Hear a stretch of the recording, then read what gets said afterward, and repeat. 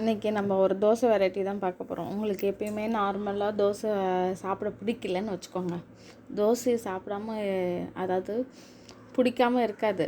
ஒரு வேளை உங்களுக்கு டிஃப்ரெண்ட்டாக சாப்பிட்லான்னு தோணுச்சுன்னா நீங்கள் பட்டர் எடுத்துக்கோங்க. ஒரு தோசைக்கல் தவாவை சூட் பண்ணிக்கோங்க. அதில் பட்டர் போட்டுக்கோங்க. என்கிட்ட பட்டர் இல்லை, நான் ஆயிலே போட்டேன். ஆனியன், டொமேட்டோ இதெல்லாம் அதில் ஸ்மாலாக கட் பண்ணி வதக்கிக்கோங்க.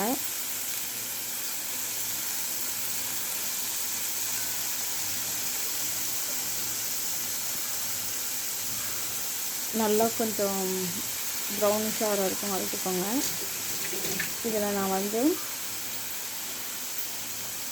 கறி லீஃப், புதினா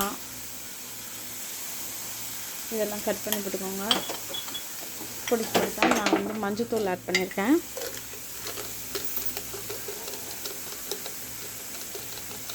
இதெல்லாம் நீங்கள் தோசைக்கல்லிலே தான் வதக்கணும். தனியாக வானலெல்லாம் வதக்காதீங்க, டேஸ்ட்டே இருக்காது. தோசைக்கல்லில் வதக்கி தோசைக்கல்லில் அப்படியே தோசையை ஊற்றி சாப்பிட்லாம். கொஞ்சம் சில்லி பவுட்ரு போட்டிருக்கேன்.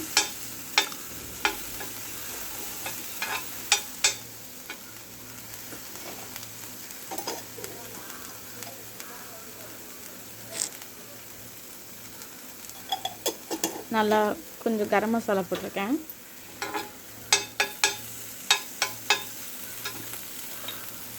இது ஆக்சுவலாக கொஞ்சம் பழைய ட்ரெண்டு தான்.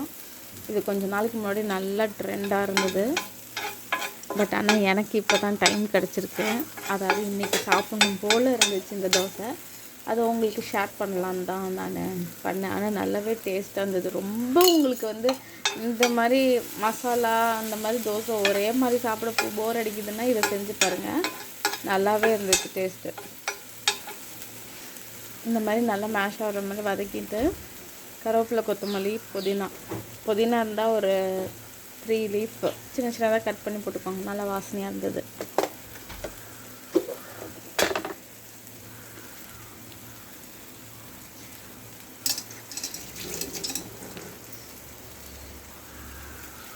நல்லா வதங்கினோடனே இதில் முட்டை கூட உடச்சி ஊற்றிக்கலாம் வேணும்னா. ஆக்சுவலாக நான் மஷ்ரூம் போட்டிருக்கேன்.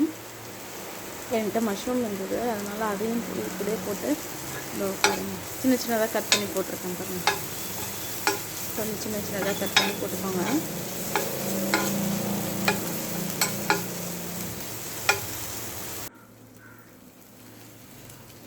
இப்போ உங்களுக்கு நிறையா இருந்ததுன்னா 2-3 பார்ட்டாக பிரிச்சுக்கோங்க. தோசைக்கல்லையே பிரித்து வச்சுட்டு அது மேலே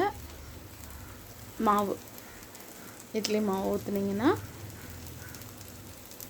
அப்புறம் கொஞ்சம் பட்டர் போட்டுக்கோங்க. பட்டர் இருந்தால் செம்ம டேஸ்ட்டாக இருக்கும். பட்டரோ கீயோ போட்டுக்கோங்க.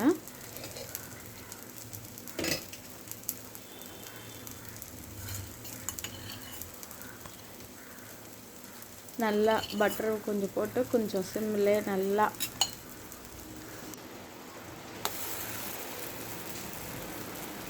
அவ்வளோதான். இப்படி ஒருத்தருக்கு அப்படிக்கா ஒருத்தருக்கு, அவ்வளோதான் ஃப்ரெண்ட்ஸ்.